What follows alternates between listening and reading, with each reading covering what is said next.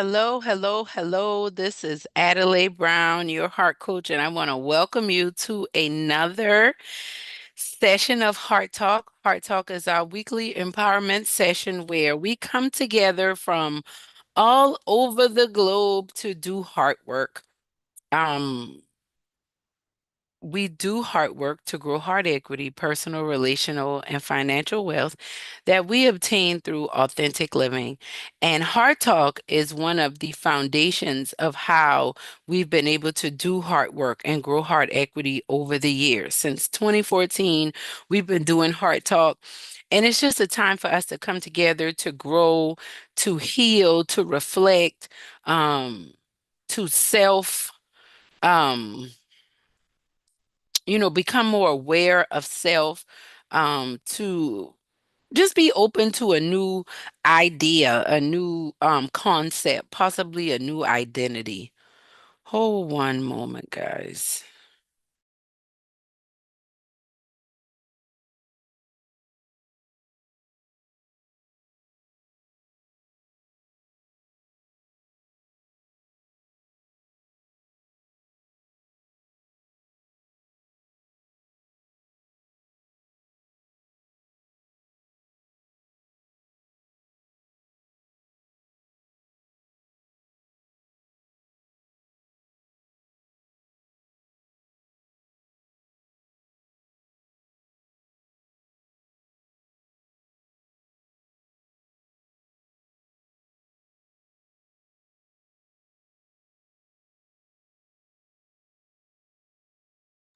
Okay, I'm back. Sorry, but Dad had to make some quick studio adjustments. But yeah, so we've been doing Heart Talk, and tonight, I want to really, okay, so we had Miss Connie on. She'll probably be getting back on. Tonight I want to talk about releasing the pressure. Releasing the pressure. I know that we're living in a time in our lives right now where things are really challenging for a lot of people. There is currently a government shutdown going on where people haven't gotten paid for, I think it's like 3 or 4 weeks now. Um, that's a lot. That can be very challenging, right? And not just that, there are different things happening in our economy, changes happening in schools, changes happening in healthcare, just the way we do life, changes are happening, and there can be a lot of pressure associated with that. Right. I've been talking to you guys ever since we started Hard Talk back last September as we celebrated our 10 years of Hard Talk. I've been talking to you guys about the challenges that I've had with navigating life after losing my mother, because my mother's death came very sudden. It was not something that we had been preparing for, in a sense of my mother had her house in order, per se, and I'm thankful for that. However, there were situations and circumstances that were going on that. Um, Me being her only child, it's just been hard dealing with life after her death.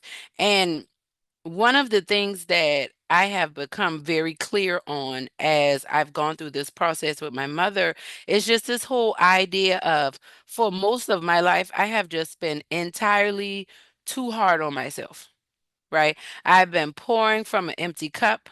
I have been doing life very transactionally, in a sense of everything that I'm trying to do in my life, especially from a personal, professional level. It's usually because I want to get it right. Right. And you may hear me say that and say, well, there's nothing wrong with that. Who wouldn't want to get it right? But when you really sit down and break it down and really think about it, it is absolutely exhausting to feel like you're always wrong, to feel like you're always messing up, to feel like you're always the butt of the joke. It is so exhausting to always be running from the failure, always be running from when you dropped the ball or when you didn't get it right. And for me, most of my life, people will say, "Oh, you're so smart and you're so successful and you're so ambitious," but that's not the way it felt internally, right? From an internal space, it felt very much like I'm not doing enough. I'm not getting it right. I'm taking too long. Other people have done a lot more with less than what I have. What is my problem? And the list can go on and on. And just, you know, me hearing myself say this to you is exhausting. It makes me sad to think that I was just that hard on myself and that mean to myself for so long in my life. And I know I'm not the only one who does that. I know I'm not the only one who lives like that, but I want to talk about it because I believe that there's so much chaos and turmoil going on in the world. The Bible has been telling us we've been living in the last days, and I truly believe that. And I believe that those of us, especially those of us that are followers of Christ, I truly believe that the Lord is calling us to be salt and light in the earth. He's calling us to be salt and light. So, what does that mean in real life? Well, what does salt do? Salt flavors and it preserves, right? So salt, when you salt something, it'll usually last longer, right? So that's what salt does. And then when we think about light, where darkness cannot stand in light. So when you show up, you are flavoring and seasoning the environment that you're in. Think about what seasoning does to food when you don't have it versus when you do, right? And when it's seasoned right or a certain way. That's how you get certain types of food because it's seasoned certain ways, right? And then think about um when it's dark and you cut the light on. That's what you bring to every situation, every circumstance that you find yourself in. Today I had to go to the DMV. Today was a day that I have been kind of avoiding for a very long time. It's like I wouldn't say I've been avoiding it, but it's just there's just been so many moving parts and moving pieces that had to come together. And every time I have to look at this, I am just reminded that my mother is dead. She's not here. She's not coming back. And I miss her and I long for her. Sometimes I just long for her. Sometimes I just want to lay next to her in the bed. I just want to talk to her on the phone and gossip about nothing, about the kids, about, one of her movies, one of her Nigerian movies that she's watching that she just got such a kick out of. And I miss that so much. And there have been other challenges that I've been going through since my mother passed away, but that one has by far superseded it. And I talked to you guys last week about how we focus in the storm. And so tonight I want to talk a little bit more about how we focus, but I also want to zero in on the need to really cry out and lament. The Lord is waiting for you to tell him how you really feel. The Lord can handle your frustration, your anger, your bitterness, your rage, your resentment. The Lord can handle your nastiness. He can handle your jealousy, your envy, your two-facedness. The Lord can handle all of that. But you cannot handle holding that type of grief in your body. You can't do it. You cannot handle managing that type of pain in your body. You can't do it. And I have a passage I want to read tonight, but I'm saying this because for years, and I noticed it even more when I started to become a business owner. So as long as I've been doing Hard Talk, I've um been more aware than ever. I got something. Thank you. Y'all see the food is done? Y'all could cut the green beans off too.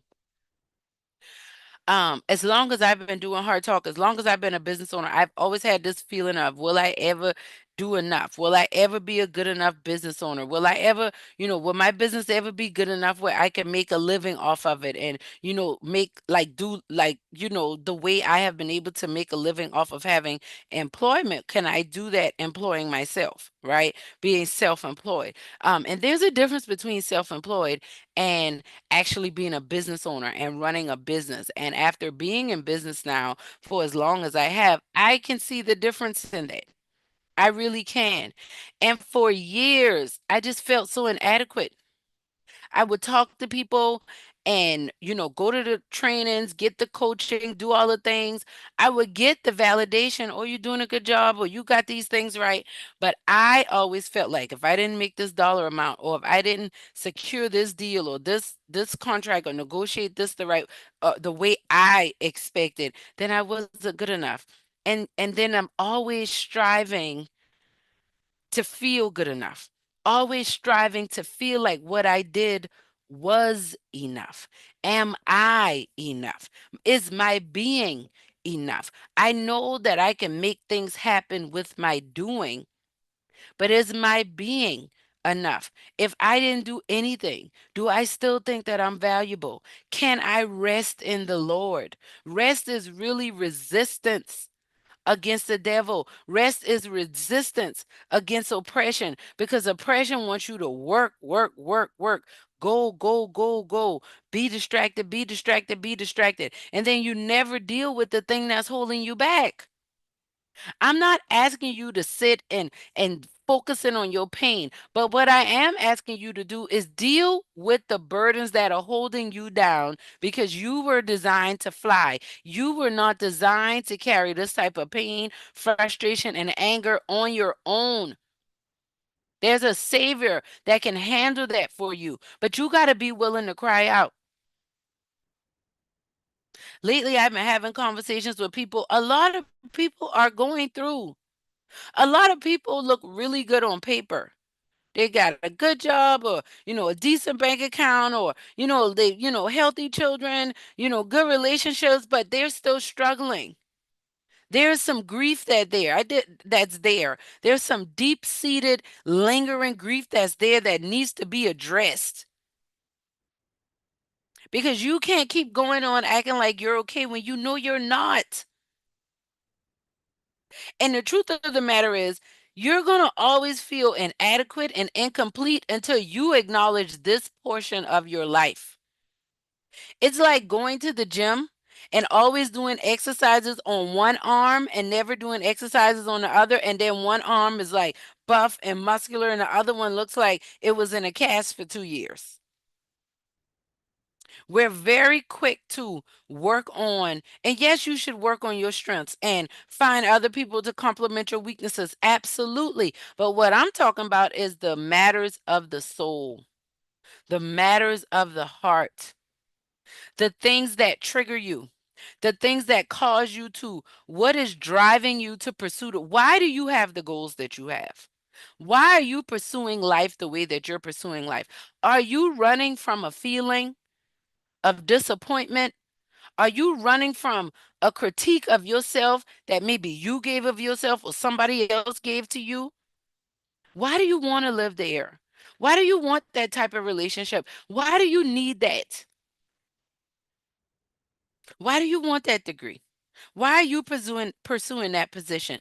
Let's be honest about it. And um I really I thought I was going to talk about something else. But that's the beauty that I love about Heart Talk, because Heart Talk is where we share from the heart. And so, like I said, today I've been working on this stuff with my mom, and it's like it went all day long. It took a lot longer than I expected. I had other meetings and things that I had to reschedule, because I told myself I was going to get this taken care of today, and I did. And I felt myself as soon as I got the necessary documents and things that I needed. Like, I felt myself. It was like a balloon just deflating, and it's just a different level of grief that I can now lean into because I have this thing taken care of. It's almost like waiting this long to have my mother's funeral, right? It's like different levels to how I can grieve. And then I one of the ways that I deal with sadness is working and being busy. See, a lot of times you're not angry with somebody, and you're really not that ambitious, but you just don't want to be sad. You don't want to be hurt. You don't want to be disappointed. So you fill up that space with busyness. You fill up that space with helping other people. You fill up that space with, partying, drinking, smoking, shopping, churching, serving, whatever that thing is. What I'm saying is your sadness, your grief has a place in your life that it needs to be addressed. And that sadness, grief, disappointment, pain, rejection, abandonment not being addressed causes pressure to build up in your life. And what does pressure do? Pressure can turn coal into a diamond, but pressure also bursts pipes. It takes a very long time to turn coal into a diamond. It does not take that long to start bursting pipes. That's why so many people are dying at such young ages from heart attacks and strokes and certain sicknesses and diseases because their bodies are feeling the pressure of what their hearts and their minds will not release.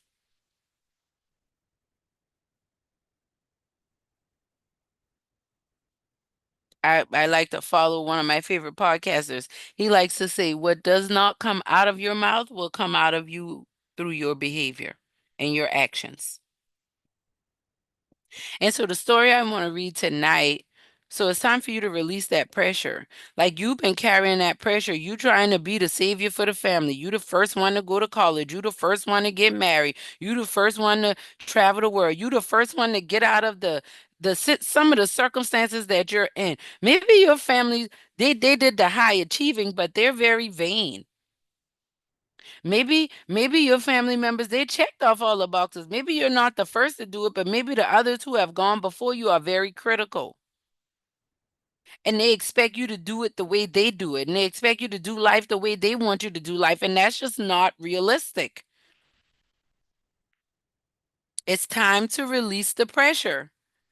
Yes, your grandmother may have died and asked you to please look out for everybody, but that does not mean that you had to do the things that she did the way that she did it to look out for them. You can pray and you can seek the Lord for a new way of looking out for people that does not cause you to have to be sabotaged and sacrificed in a way that only Jesus was designed to do.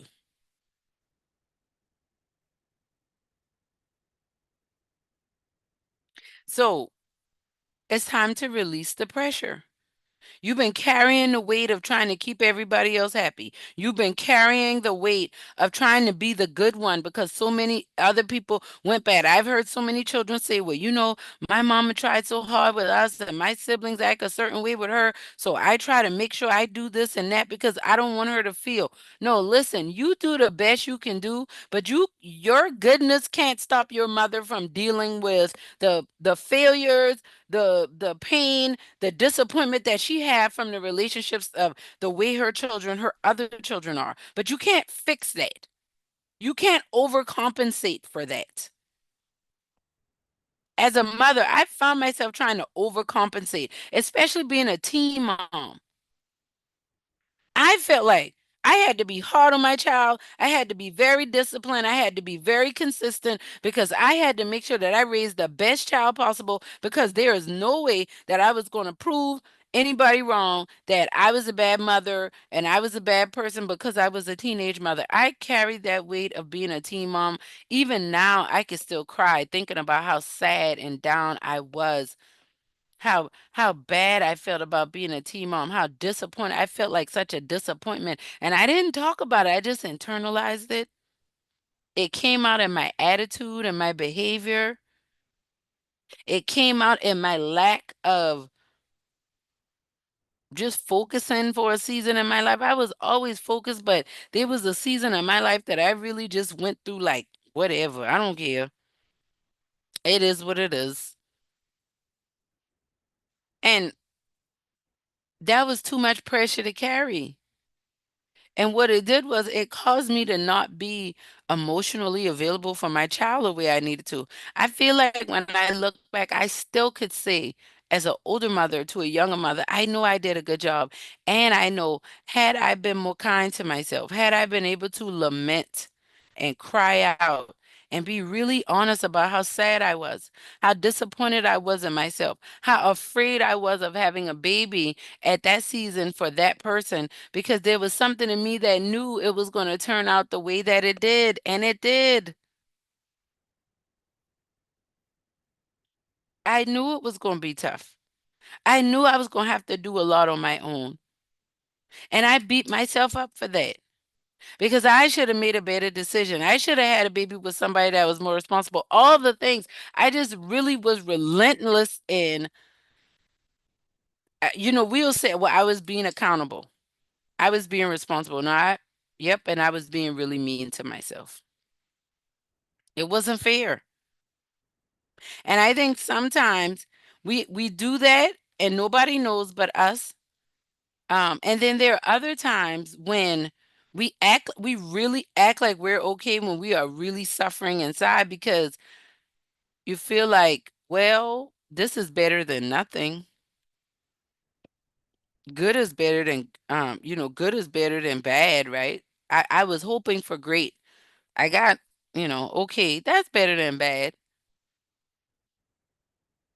What I'm telling you is it is okay for you to tell the truth about how you're feeling. It is absolutely okay. And I'm going to read a passage and we're going to go over that because I just feel like it is so, so, so, so, so good.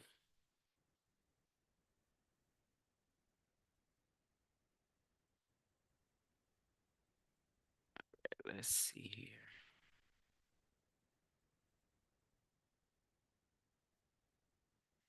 All right. So here we go. Oh, okay. I thought I saw. Okay. All right. Where I'm reading First Samuel chapter 1. It says, there was a man named Elkanah who lived in Ramah in the region of Zuph in the hill country of Ephraim. He was the son of Jeroham, son of Elihu, son of Tohu, son of Zuph of Ephraim. Elkanah had two wives, Hannah and Peninnah. Peninnah had children, but Hannah did not. Now I want you to hear that now. Elkanah had two wives. Peninnah had children, but Hannah did not. Each year, Elkanah would travel to Shiloh to worship and sacrifice to the Lord of Heaven's armies at the tabernacle. The priests of the Lord at that time were two sons of Eli, Hophni and Phinehas. On the days Elkanah presented his sacrifice, he would give portions of meat to Peninnah for each of her children. Now remember, he got two wives, Hannah and Peninnah. Peninnah had children, but Hannah did not. So every year they would go up to sacrifice every year of the feast, and they would go and worship. And Elkanah presented his sacrifice. He would give portions of meat to Peninnah and each of the children. And though he loved her, he would give her only one choice portion because the Lord had given her no children. So Hannah got her portion, right? But she got her portion. She got a special portion, but she didn't get the portion like Panana got because Panana had children as well. So she was receiving not just for her, but for her children. Now you think about it, I'm just thinking about this in a realistic way with women and men. If you have two women that are sharing a man, I don't get this is just my own personal opinion. Other people might feel different, but many times there is going to be some type of strife, jealousy, envy between them because they love him so much and they got to share him with this other woman. So Hannah and so I'm gonna keep reading. So and though he loved Hannah, he would give her only one choice portion because the Lord had given her no children. So Peninnah would taunt Hannah and make fun of her because the Lord had kept her from having children. Year after year it was the same. Peninnah would taunt Hannah as they went to tabernacle. Each time Hannah would be reduced to tears and would not even eat. So Hannah is in this situation. Elkanah loved her, and so she wouldn't eat. Why are you crying, Hannah? Elkanah would ask. Why aren't you eating? Why be downhearted just because you have no children? You have me. Isn't that better than 10 sons? No, Panana had them too, but Panana had kids. Hannah wanted children. And especially back then in those times, women's wealth was really associated with their ability to have children and multiple children. So even though other translations talk about her having a special place in his heart. That's why he said, "You have me," but she didn't have someone to carry on the lineage. She wanted a seed to sow in the ground. But I'm going to take it a step further. Hannah is the mother of Samuel. Samuel is the prophet that anointed the first king of Israel, which is Saul. He also anointed David as the king of Israel. And so Hannah did want her baby because Hannah was married to her husband, and I'm a wife. Like every just about every woman I know wants a child for her, would love to have a child, or would think it's ideal to have a child with a man that she's in love with. And this is what Hannah wanted. But on the other side of Hannah wanting that, God had a special purpose for this child that Hannah wanted so bad. So you will say, well, why didn't God just give her the baby so easy if God had a special purpose? For that, I don't know. And there are different reasons and things that I could come up with in my head. But Hannah was married. Her husband loved her, but she had to share her man with somebody that had children and she did not. And it was devastating for her. It had her down. And every year they went to sacrifice, she had to deal with that because she was always reminded of what she didn't have. So who knows how it was at home? But there she was always reminded and confronted with the fact that I don't have my son, my child, with him. So it says, Hannah prays for a son. Verse 9. Once after a sacrificial meal at Shiloh, Hannah got up and went to pray. Eli the priest was sitting at his customary place beside the entrance of the tabernacle. Hannah was in deep anguish, crying bitterly as she prayed to the Lord. And she made this vow: O Lord of heaven's armies, if you look upon my sorrow and answer my prayer and give me a son, then I will give him back to you. He will be yours for his entire lifetime. And as a sign that he has been dedicated to the Lord, his hair will never be cut. As she was praying, let me see something. Okay, here we go. As she was praying to the Lord, Eli watched her. Seeing her lips moving but hearing no sound, he thought she had been drinking. Must you come here drunk? He demanded. Throw away your wine. Okay, so I'm talking about releasing the pressure tonight. Hannah did that. Hannah went to that church, that tabernacle, and Hannah prayed and she cried out and it said Hannah was in deep anguish, crying bitterly as she prayed to the Lord. And she made this vow: O Lord of heaven's armies, if you look upon my sorrow and answer my prayer and give me a son, then I will give him back to you. That son was Samuel. Samuel was a man of God. He anointed the first two kings of Israel. He was put in place to be in place to start that anointing line to prepare for Jesus to come.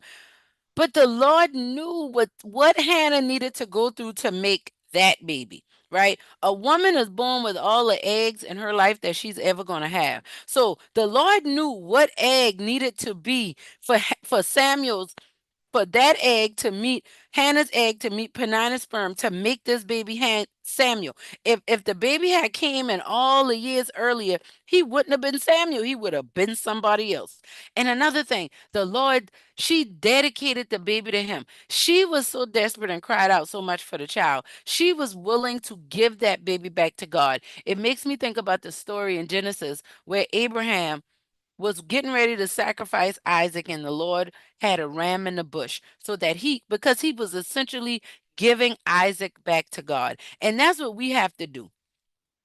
See, we are trying to carry situations that are putting pressure on us, that is taking us down, it's taking us out, it's killing us at an accelerated rate. And the Lord is saying, come to me, come with your deep anguish, cry bitterly towards me. It does not mean that you're saying everything in your life is bad. But let me tell you something. And I'm gonna say this like if, as a woman, if I go out and I'm dressed nice and I got on a really nice outfit with some really nice shoes and I put those shoes on and those shoes are like extremely uncomfortable, I don't care what's going on. I can't keep them on. And if I do keep them on, I'm gonna start walking around looking very unladylike. And sometimes we're trying to squeeze ourselves in situations that make us so uncomfortable, it makes us sick. And for some people, it's taking us out. Hannah could have just kept internalizing that bitterness, that anguish, those tears. And it could have caused premature death. It could have caused a divorce or issue with her and Elkanah because she just got too bitter and too hard to deal with. That's why you want to release the pressure. When your expectations are not met, you need to tell God, Lord, I thought you were going to come through. I thought you were going to work this out for me, Lord. I thought you were going to make a way out of no way. My faith said that this person was going to live, Lord. She died. Lord, my faith said this relationship was going to make it. This is the divorce going on. My faith said I'm the head and not the tail, and I'm struggling. There's no money in the bank. Hannah cried out bitterly, and she made a vow to the Lord. She said, I'll dedicate him back to you, and he will be yours for his entire lifetime. And he would never cut his hair. And she was praying so hard, the priest thought she was drunk in the church. See, so many of us trying to be politically correct. We trying to look right.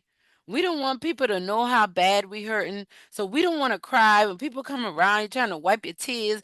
You don't want to let them see you sweat. Don't never let somebody see you down. They want to kick you when you're down. No. There are a couple passages I want to read tonight, just reminding us how you can cry out. You can call on the Lord. He will be with you.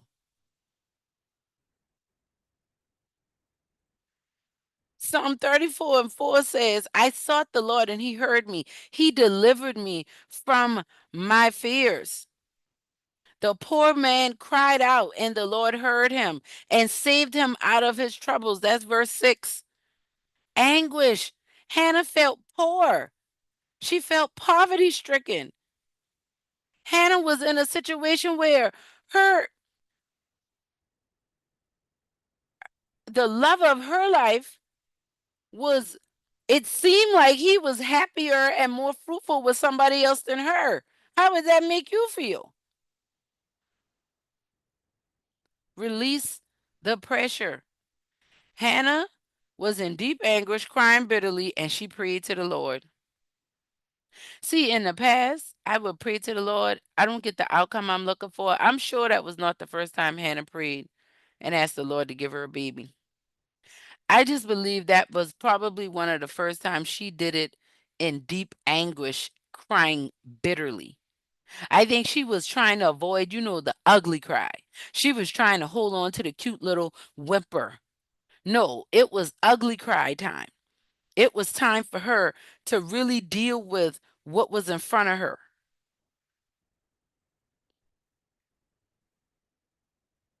And so when the man of God, when the priest said, "Oh no, you gotta get out of here drunk," and she said, "Oh no, sir, I haven't been drinking wine or anything, but I am very discouraged, and I was pouring out my heart to the Lord.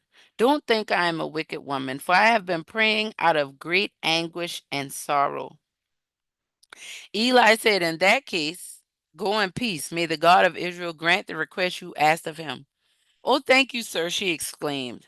Then she went back and began to eat again, and she was no longer sad because she was no longer sad because she got that stuff out of her. It would be like you having to use the bathroom, have a bowel movement really, really bad.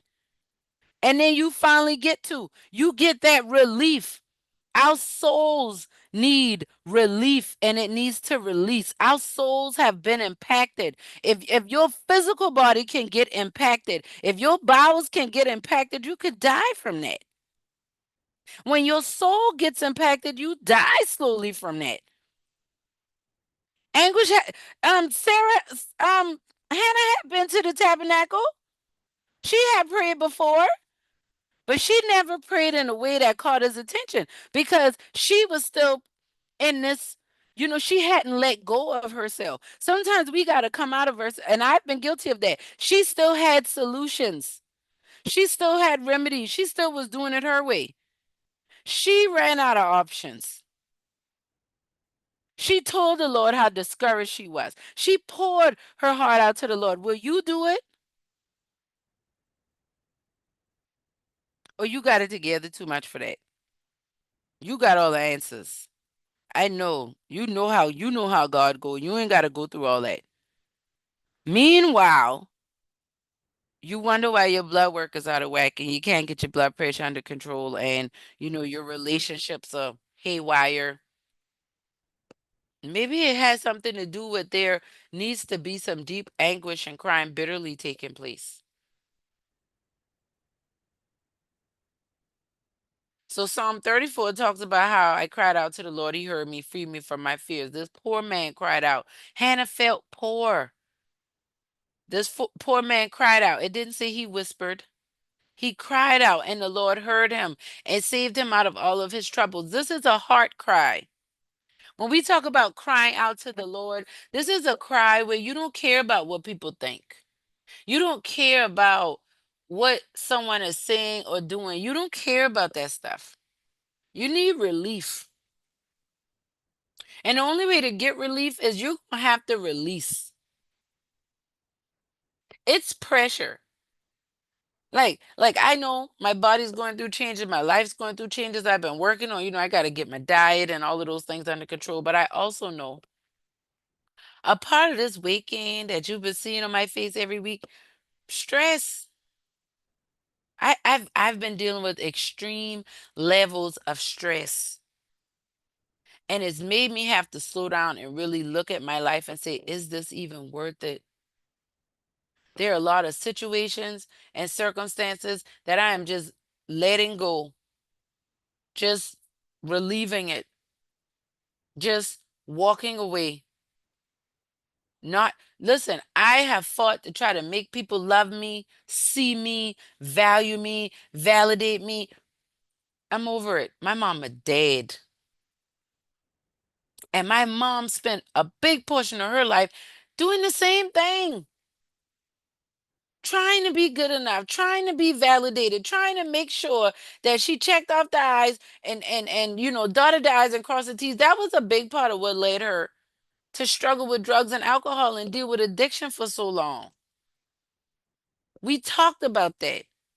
The unfair pressures of life, feeling like you could never be good enough, feeling like you could never get it right. So you just kind of give up. And many of us, we don't tell the truth that we gave up. It starts taking place on the inside. There's a slow hollowing that's taking place, a hardening and a hollowing that's taking place of your heart when you choose not to lament and cry out for those things that grieve your soul. Grief isn't always about death. Grief could come about many things could cause grief. Just an unmet expectation can bring about grief. You thought it would work out, it didn't. You thought it would last longer, it didn't. You thought it would be more, it wasn't. Grieve that. Release that. Cry out to the Lord. Tell him how you feel.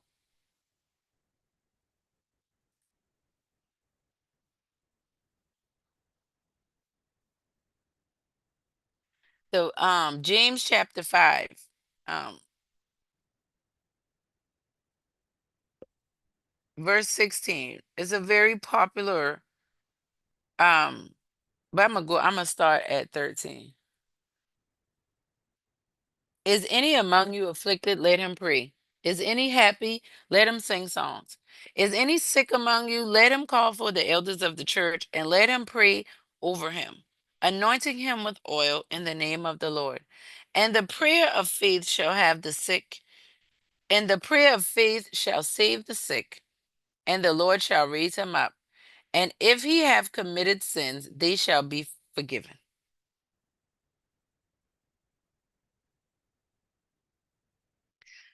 Verse 16. Confess your faults one to another and pray one for another that you may be healed. The effectual, fervent prayer of a righteous man availeth much. Release the pressure. Confess your faults one to another and pray for each other. Pray for faith. That could save you when you're sick, right? It says, let them call for the elders of the church. Are you afflicted? Pray.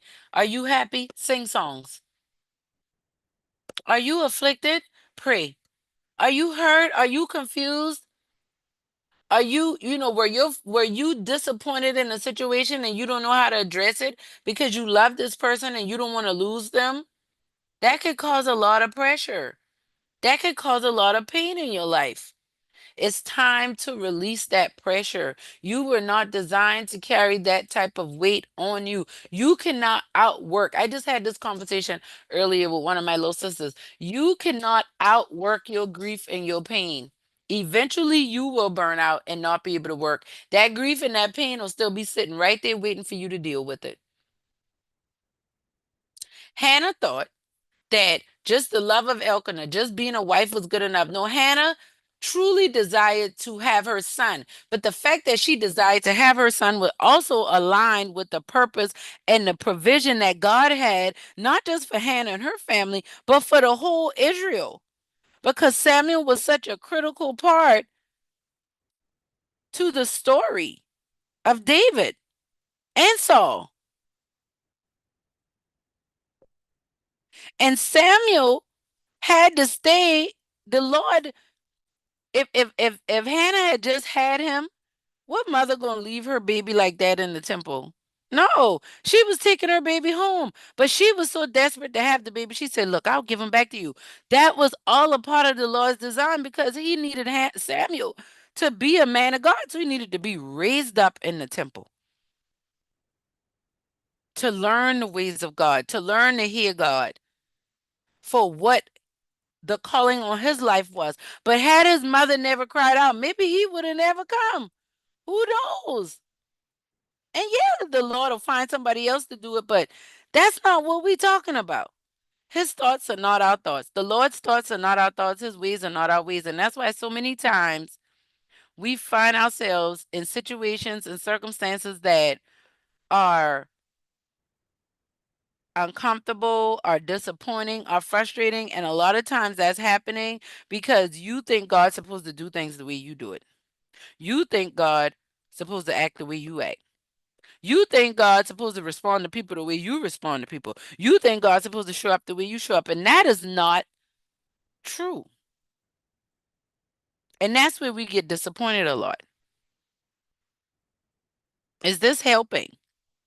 Please let me know in the comments. And just let me know if you have any, you know, questions or comments about what I'm talking about. But it's time for you to release that pressure.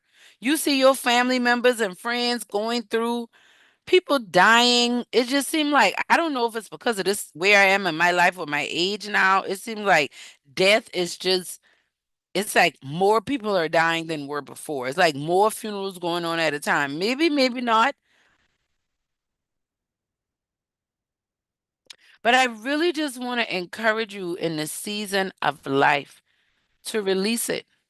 Now, as we get ready to close out, I'm gonna just give you a couple ways that I release this pressure in my life, right? Because I'm telling you to do it. And people will say, well, I've been praying. Well, one of the things James just said it confess your faults one to another and pray one for another that you may be healed. The effectual, fervent prayer of a righteous man availeth much. You need community. You need to surround yourself with a group of people that can love on you, that you can love on them, that you can trust them telling you the truth and you don't have to feel like they're attacking you. You need to surround yourself with people that really care. And if you don't feel like you have that, then that's going to make you feel a little more raw and vulnerable because you have to prioritize community. And just you could start with one person, but expand that. Because to expect one person to just always be there for you at your beck and call at any given time, that's just not fair. And that's not realistic and that's not healthy. That's how people develop codependency habits. Get in a community of people who love you. I have friends who know each other. I have some friends, the only thing we have in common is me. All of my friends don't even know each other. They may hear me talk about each other from time to time, but I have community around me. That's what has helped me keep going. I know God is doing some amazing things. This heart equity mission is going across the world. Our heart tribe is it's already a vibrant community, and it's going to grow, and it's going to be more robust, and we're going to do more things together, and we're going to really see really great fruit come from this hard work that we are doing. But in order for me to keep working towards that vision, I have to have a community around me that rallies and supports and encourages me to go forward, encourages me to chill out, encourages me to quit being so uptight. These last couple weeks, people, I can't turn around without somebody telling me you're doing too much. You being overly ambitious. You being a little too hard on yourself. And it made me realize how long I've been carrying. I call it a motor. The motor has died. It still tries to release some exhaust every now and again, but no, that motor is done. I'm tired of being mean to myself. I'm tired of being so hard on myself. No, I'd rather just cry out. See, instead of crying out to the Lord and being sad, I'll be mean to myself. See, anger is an emotion that we accept a lot more than sadness and disappointment, grief. We rather be angry, we rather be ambitious, we would rather be excited than to deal with those others. And they all have a place in our lives.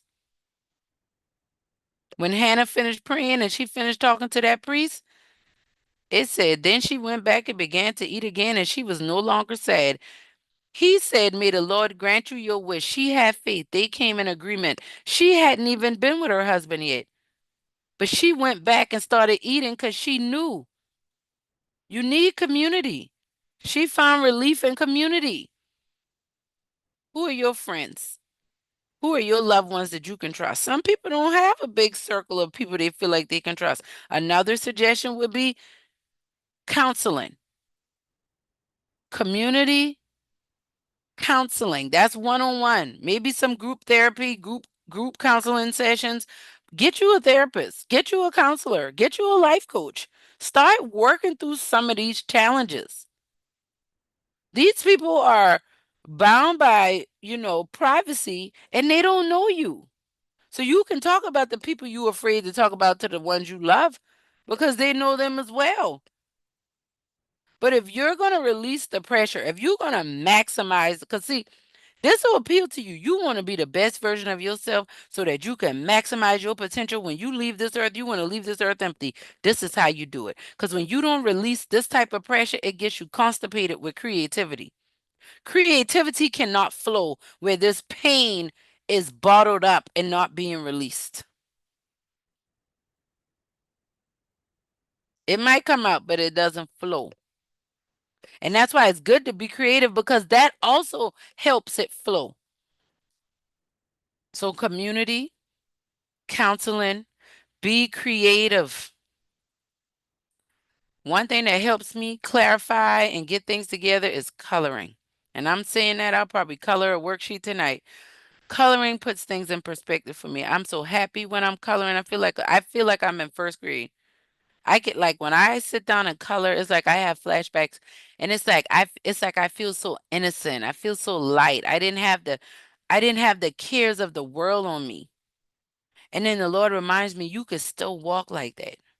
Every time I'm being creative, when I do heart talk, when I color, when I'm recording a podcast, when I'm working with a client and helping them reach their, oh my gosh, that creativity is amazing. And this is how we release this pressure. And the last C, you gotta commit. You gotta commit to this being a way of life. What being a way of life, Adelaide? You telling the truth. You not running from how you really feel. You starting to slow down enough and realize when you're being triggered and when you're being tempted to avoid that trigger instead of dealing with it so that you don't have to keep getting triggered. Why don't we confront the trigger so that it doesn't keep controlling our lives? We're going to commit to confronting these triggers. These triggers are causing too much. They are a reminder of the pressure that we are carrying that is not ours, and it's time to release. Just like a pressure cooker, it's time for you to release that steam so you don't blow up. Okay?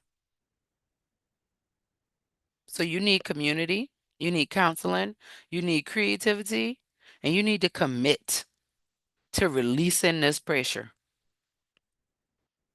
And you watch how God starts to move. I tell y'all, when I tell you, I talked to y'all last week, this is like the cleanup after the storm, after the storm. It's a mess, but guess what? I have so much peace of mind and faith. I have support in this cleanup process and cleanup efforts. And I love myself. I like the person I am a lot more than the person that went into that storm. I like her. I have compassion for her. I can hold her accountable while also give her grace.